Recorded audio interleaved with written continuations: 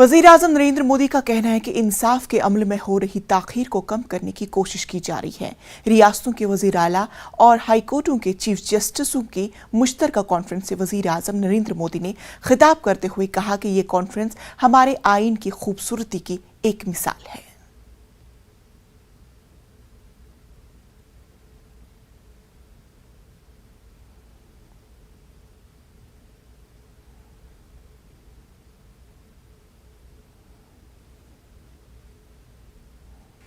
आज ये कॉन्फ्रेंस एक ऐसे समय में हो रही है जब देश अपनी आजादी का अमृत महोत्सव मना रहा है।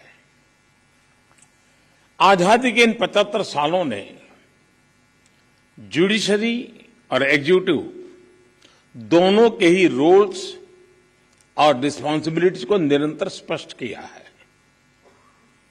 जहां जब भी जरूरी हुआ देश को दिशा देने के लिए ये रिलेशन लगातार इवॉल्व हुआ है।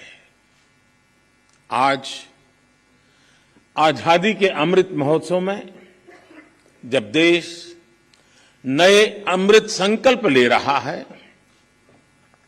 नए सपने देख रहा है, तो हमें भी भविष्य की तरफ देखना होगा।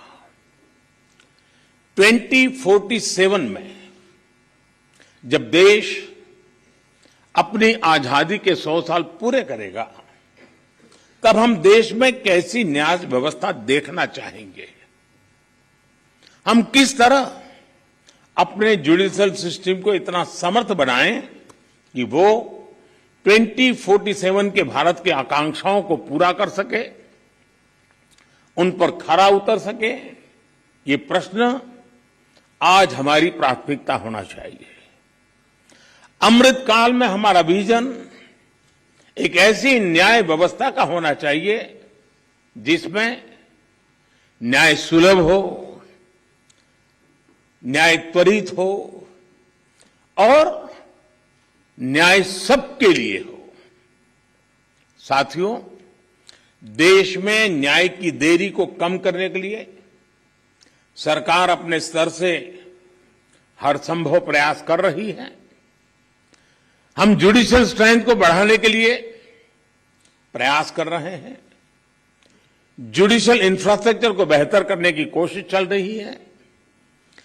केस मैनेजमेंट के लिए आईसीटी के इस्तेमाल की शुरुआत भी की गई है। सबऑर्डिनेट कोर्ट्स और डिस्ट्रिक्ट कोर्ट से लेकर हाई कोर्ट तक वैकेंसीज को भरने के लिए भी प्रयास हो रहे हैं।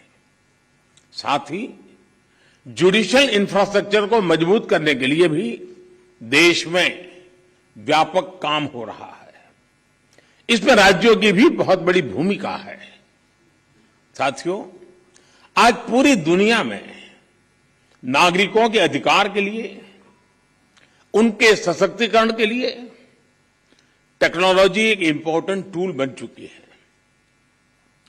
हमारे जुडिशियल सिस्टम में भी टेक्नोलॉजी की संभावनाओं से आप सब परिचित हैं। हमारे ऑनरेबल जजेस समय समय पर इस विमर्श को आगे भी बढ़ाते रहे हैं। भारत सरकार भी जुडिशियल सिस्टम में टेक्नोलॉजी की संभावनाओं को डिजिटल इंडिया मिशन का एक जरूरी हिस्सा मानती है।